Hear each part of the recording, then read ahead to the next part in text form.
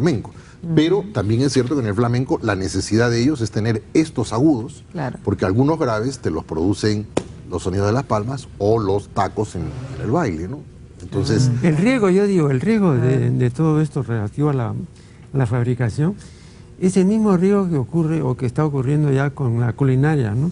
O sea, el propósito, digamos, de lo que han visto, que la culinaria es un negocio extraordinario, es convertir determinados platos que son característicos, por ejemplo la papa a la huancaína, ¿no?, en genéricos. O sea, vende papa a la huancaína en China o en Japón, ¿no? Claro. Entonces ya no es como la Coca-Cola, ya no tiene nacionalidad, ¿no?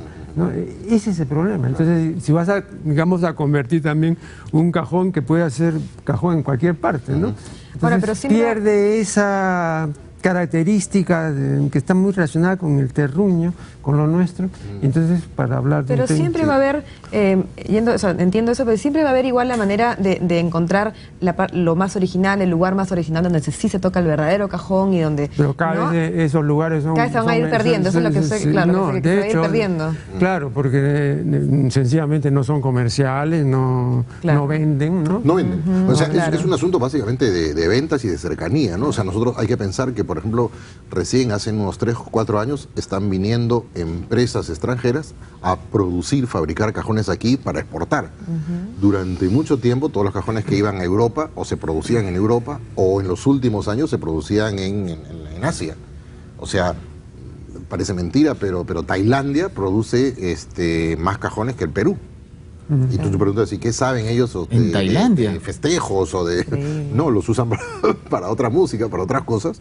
Suena completamente diferente, la técnica es obviamente diferente y está estandarizado. Es una producción, pues yo me imagino que en cinta de repente hay un tipo que hace la tapa, el otro pone los pernos, o sea, totalmente industrializado. Mientras que aquí seguimos todavía con una cosa bastante más... casera, ¿no? Por suerte. Doctor Denegri, ¿piensa seguir con la investigación del cajón en función de otra publicación o ya no? Vea, como yo tengo como título, por lo menos siempre es el que digo, el de polígrafo, ¿no? Como Manuel Atanasio. Lo he demostrado con las diversas publicaciones. Yo tengo hasta ahora 11 libros. Entonces he hecho mi aporte, ¿no?, respecto a la cajonística. Yo digo en el prólogo que tanto el libro de Rafael cuanto el mío deben servir de acicate para que otros investigadores mejoren lo que nosotros hemos dicho y sigan investigando.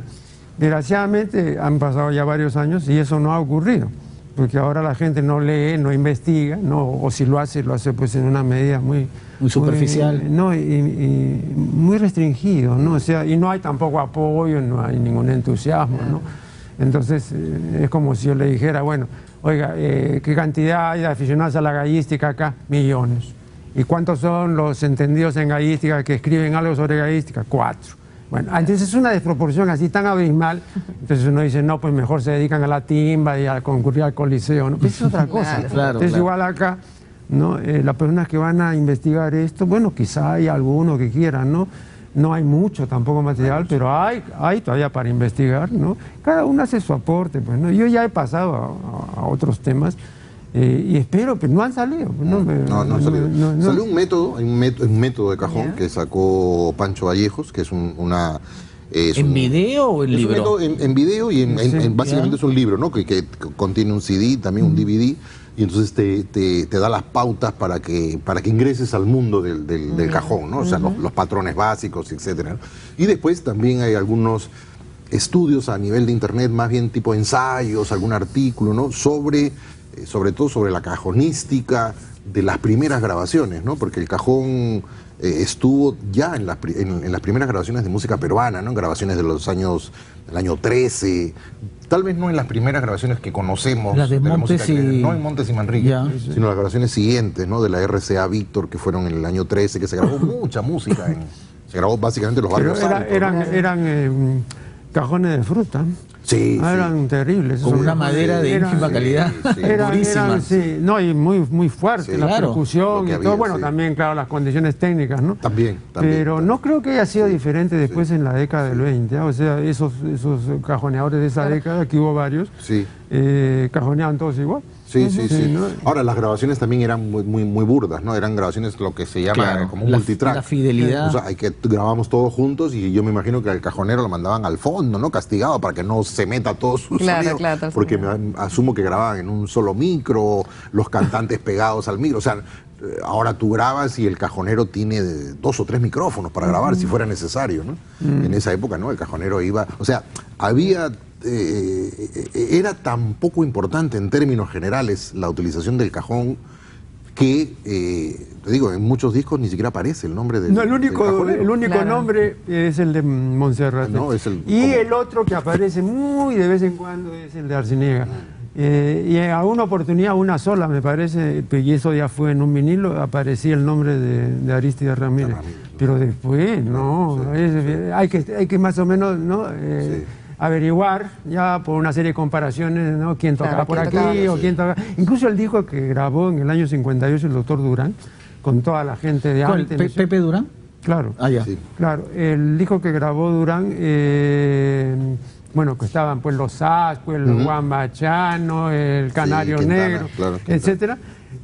Ahí tocan Arciniega y Ramírez. Y Ramírez. Y cometió, a mi juicio, grandísimos errores el doctor Durán, ¿no? De hacer que ellos toquen el cajón de Monserrate. Cierto. Y por complacerlo, ambos tocaron. Entonces no se sabe porque no está indicado. En esta pista toca, pues acompaña, tal, Claro. ¿no? Entonces hay que estar adivinando.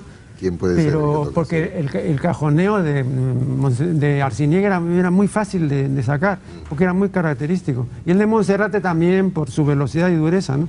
Pero así, no, ni hablar, ¿no? Y grabaciones del año 57, 58, que eran bastante primitivas, ¿no? Bueno, ha sido interesante la conversación. Yo creo que el público no pensaba que el mundo del cajón iba a ser tan complejo, cómo se ha globalizado, ¿no? Con los pros y los contras que significa esto. No sabíamos, por ejemplo, que en Tailandia se fabrican más cajones que en el Perú. Y bueno, es un tema que, como dice el doctor de Negri, tenemos que investigarlo. Hay algunos datos ya interesantes como para proseguir con la investigación. Así es, un instrumento tan rico que realmente nos identifica tanto y que nos da realmente tanta identidad, en verdad. A mí yo estoy de acuerdo con el tema, pero en verdad yo creo que de alguna manera nos has hecho salir también al mundo del cajón, ¿no? Muchísimas gracias por estar con nosotros, realmente, realmente nos han ilustrado muchísimo con el tema del cajón. Gracias. Y no se olviden, amigos, de visitar nuestra página en Facebook. Muy buenas noches.